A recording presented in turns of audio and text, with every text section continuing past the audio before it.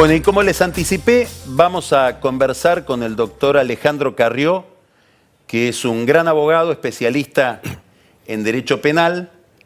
Y les decía, vamos a hablar de a mi juicio, a mi juicio, mal llamado fallo del 2 por 1. ¿Qué tal, Alejandro? ¿Qué tal? Bienvenido. Un gusto que estés aquí. Igualmente. Digo mal llamado porque mi impresión es que se está discutiendo la ley del 2 por 1, cuando este fallo en realidad se refiere a cómo se aplica el principio de la ley más benigna, que en este caso es la del 2 por 1.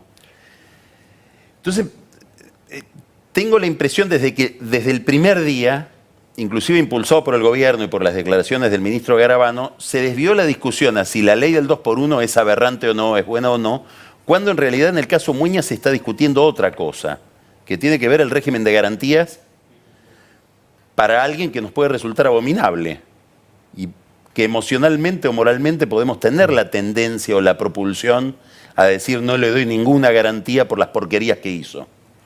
Me gustaría que expliques un poco el fallo para poder empezar a hablar del tema. Bueno, a ver, tal cual lo que realmente el fallo se centra es en qué casos debe o no debe aplicarse una garantía constitucional, que es cuando se ha sancionado en algún momento una ley penal más benigna.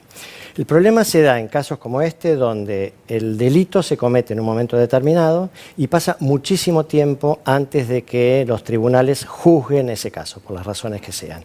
Entonces, en el medio lo que puede haber es una sucesión de leyes. Es decir, la ley vigente al tiempo de cometerse el delito es distinta de la ley que rige al momento de dictarse el fallo. Incluso puede suceder, como es este caso, que en el medio hay otra ley. Entonces, es una ley intermedia entre la ley que rige al momento que se cometió el delito y la ley que rige al momento en que se dicta el fallo. Entonces, eso está en el Código Penal, en el artículo 2. El delito se cometió. Muña comete los delitos por los que lo condenaron en el 76. Bien. Lo condenaron creo que en el 2013.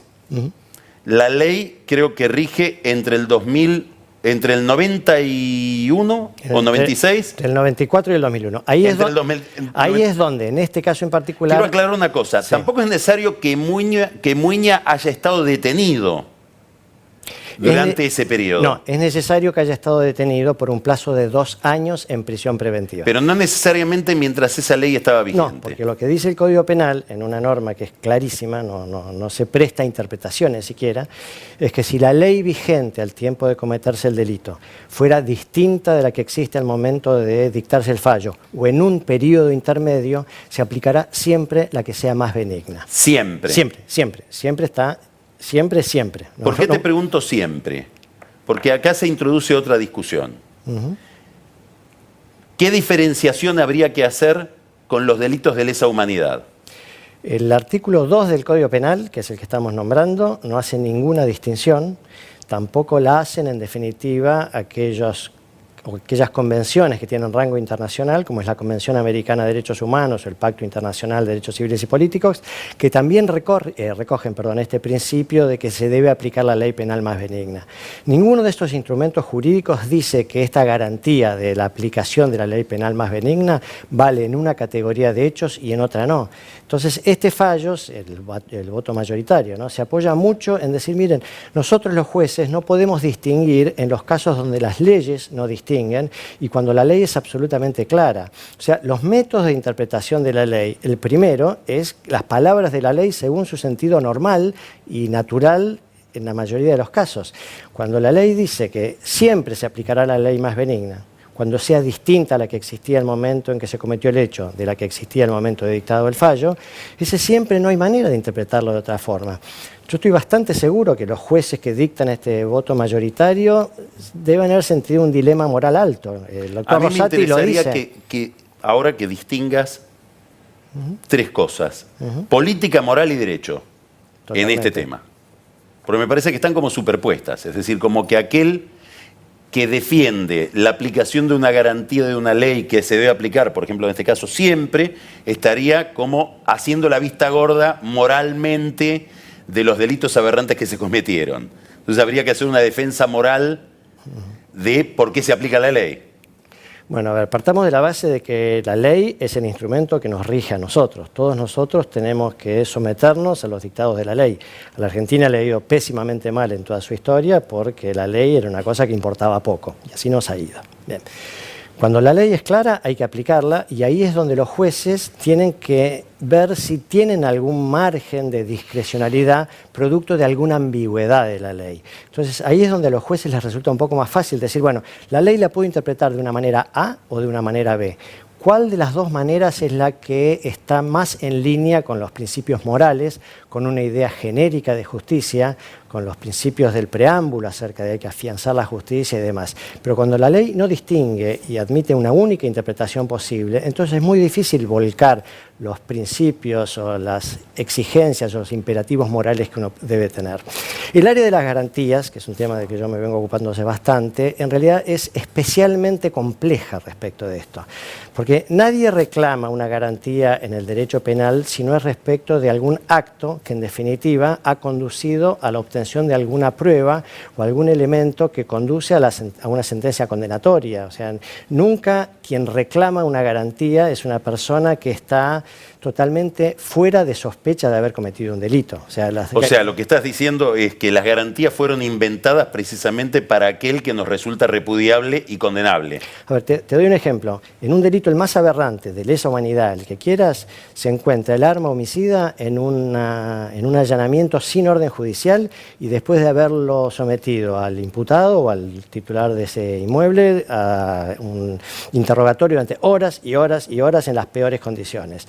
El juez que tiene que resolver ese caso tiene un dilema moral tremendo, porque claramente está ante un culpable, claramente el delito que se ha cometido es gravísimo y claramente se violó la Constitución. Entonces, ¿qué tiene que hacer? O inventa algún mecanismo por el cual desoye la Constitución y desoye las garantías, tales como la de la aplicación de la ley penal más benigna, y entonces se quedará más o menos tranquilo con su conciencia. Pero lo cierto es que no está siendo un buen juez, porque está privilegiando su propio dilema moral respecto de un principio general que está en la Constitución y que determina que ciertas penas no valen por más que sean demostrativas de la comisión de un delito.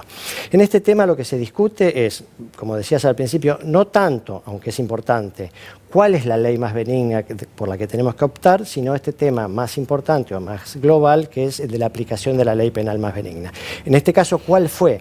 Una ley que rigió entre 1994 y 2001, que es la ley llamada del 2x1, porque entre otras cosas determinaba el cómputo de la prisión preventiva y cómo los días transcurridos en prisión preventiva debían ser descontados de la sentencia definitiva que se impusiera. Y digo, porque, entre otras cosas, porque en realidad esta ley es reglamentaria de otra garantía que está en la Convención Americana de Derechos Humanos, que es la de ser juzgado dentro de un plazo razonable o puesto en libertad. ¿Qué es lo que hizo esta ley? Cuantificó cuál era ese plazo razonable. Dijo que la prisión preventiva no debía durar más de 2 años y que luego de transcurridos esos 2 años, como manera de tratar de acelerar los procesos, cada día de prisión preventiva debía computarse doble luego de los 2 años. Pero acá viene un primer tema del que creo que no se está hablando y es: la ley habla de prisión preventiva. La manera razonable para mí de entender qué es prisión preventiva es el lapso que una persona pasa detenida en el proceso hasta el dictado de la sentencia condenatoria. Para mí no tiene mayor sentido seguir extendiendo la expresión prisión preventiva luego del fallo condenatorio. El fallo condenatorio lo que hace es dictar una condena. A partir de ese momento esa persona no está en prisión preventiva, aunque tenga un recurso y tenga la esperanza de que algún tribunal superior en algún momento revoque. No hay que esperar la sentencia firme. No, para mí la prisión preventiva y este cómputo especial debe cesar con la sentencia condenatoria. ¿Y eso qué diferencia haría en estos casos? Porque se ha hecho costumbre seguir este conteo privilegiado de la prisión preventiva luego de los 2 años, incluso luego de la sentencia condenatoria por un tribunal oral. Y eso para mí es un error, porque es una manera de otorgarle a la expresión prisión preventiva un significado que está reñido con sus propias palabras, con su propio significado. Eso es un tema. Otro tema interesante. La ley del 2x1, que ahora se la está criticando tanto, tenía como excepción los casos en que una persona fuera condenada a una pena que se llama de reclusión, que está en el Código Penal. La pena de reclusión es una pena más grave, se aplica para los casos de delitos muy importantes, homicidios, torturas y demás. ¿En qué consistía la pena de reclusión? La pena de reclusión tenía efectos muy importantes, por ejemplo, en que los plazos para obtener la libertad condicional, que es que la persona se ha portado bien durante su encierro, esos plazos son más gravosos si la pena es de reclusión. En este caso, la pena de reclusión no permitía el conteo del 2 por 1. Ajá. Yo esto lo viví muy de cerca y muy en carne propia. Yo había actuado en un caso de mucha importancia que fue el homicidio del matrimonio Prats. Lo había hecho en defensa del gobierno chileno que nos había contratado, a mí y al doctor Hernán Gulco, que ahora enseña en la Universidad de Itela. Y estábamos muy tranquilos, esa sentencia fue del año 2000. A Arancibia Clavel, que era este espía chileno del caso Prats, lo habían condenado a la pena de reclusión perpetua. Eso significaba que no podía nunca beneficiarse con la ley del 2 por 1, aun cuando hubiera estado en prisión preventiva más de 2 años, porque la pena de reclusión impedía la aplicación de este beneficio. Y así lo dice esta ley del 2 por 1, que solamente se aplica a los casos de una pena de prisión, no a los casos de pena de reclusión. En el año 2005, la Corte dictó un fallo que yo creo que pasó desapercibido y que ahora vamos a ver sus consecuencias nefastas. Es un caso Méndez, ya estaba Zaffaroni en la Corte y él integra el voto mayoritario. Cuando se dice que en realidad la pena de reclusión debe considerársela virtualmente derogada, porque nunca se habían creado establecimientos carcelarios distintos para los reclusos que para los presos, cuando esa no era la consecuencia central de esta pena más grave de reclusión. Tiene mucha incidencia en los conteos, en cómo se determina la participación, la tentativa, etc. Cuando se dictó ese fallo, ese caso en el que yo estaba actuando, que era el de Arancibia Clavel, yo vi reducido absolutamente la condena que se había obtenido, que era reclusión perpetua, con lo cual debía cumplir un mínimo de 20 años, de los cuales por esta aplicación del 2 por 1 cumplió solamente 11. Y eso yo lo viví en carne propia y me lo acuerdo bastante bien, con lo cual lo que quiero decir con esto O sea es... que detrás de esto que se está discutiendo hoy, que es el derecho a que se aplique como ley penal más benigna la del 2 por 1, hay un fallo de la Corte ya integrada por Zaffaroni. Fallo del 2005, caso Méndez. Que indica o que declara inconstitucional la ley de... Eso hubiera sido más prolijo, porque la Corte puede declarar la inconstitucionalidad de una norma y tiene que fijar las razones por las cuales la considera inconstitucional. Dijo algo mucho más de política criminal. Dijo que la pena de reclusión había que considerarla virtualmente derogada. ¿Qué pasaría con Muña si eso no hubiera sucedido, si ese fallo no hubiera sucedido? Lo que pasó luego de ese fallo del 2005 es que los tribunales dejaron de aplicar la pena de reclusión, porque la Corte venía diciendo que era una pena derogada. Si a Muña lo hubieran condenado a una pena de reclusión, no habría 2 por 1. No habría 2 por 1. Si todas las personas que todavía no han sido juzgadas son condenadas a una pena de reclusión, no hay 2 por 1. Si la prisión preventiva se cuenta hasta el momento de la sentencia condenatoria por un tribunal oral, en mi interpretación, no hay 2 por 1. La misma ley esta que ahora se critica tanto tiene una disposición que dice que los fiscales pueden oponerse a las libertades en los casos en que consideren que han habido planteos dilatorios de las defensas. Entonces, los fiscales deberían poner la lupa en esta ley para ver qué partes de ella pueden ser aplicables. A ver, ahora hay mucha creatividad en ver cómo se sale de este fallo. Yo veo que hay legisladores, que inclusive algunos abogados, que dicen vamos a hacer una ley para aplicarla retroactivamente y quitarle el derecho al condenado que le provee esta sentencia. Bueno, esa es una ley de corta duración, porque en definitiva esta garantía de la ley penal más benigna tiene jerarquía constitucional, entonces... O sea, habría que reformar la Constitución. Sí. Lo que pasa es que... Ahora, déjame que te cuente esto porque es importante. Sí. Más que tirar abajo este fallo, porque el sistema de control de constitucionalidad por casos tiene la maravilla de que los jueces resuelven un caso determinado. Lo resuelven de acuerdo a los hechos de ese caso, lo resuelven de acuerdo a los argumentos que han ofrecido las partes y los planteos de inconstitucionalidad, anticonvencionalidad y lo que quieran llamar respecto de ese caso. Lo que ha hecho la Corte Suprema el otro día es resolver el caso Muña. Y no está dictando una ley general de la cual deba automáticamente aplicarse a todos los casos. O sea, ese cálculo de que ahora van a quedar en la misma situación 750 es muy relativo. Hay que ver cuán imaginativos son los fiscales, los organismos de derechos humanos, las partes querellantes y demás, para, sin pretender la no aplicación de un instrumento que estuvo vigente durante un periodo, porque no se puede cerrar los ojos a la realidad de que por el artículo 2 del Código Penal hay una ley que rigió entre el momento de la comisión del delito y el momento del dictado del fallo. Eso no se puede cerrar los ojos a la realidad.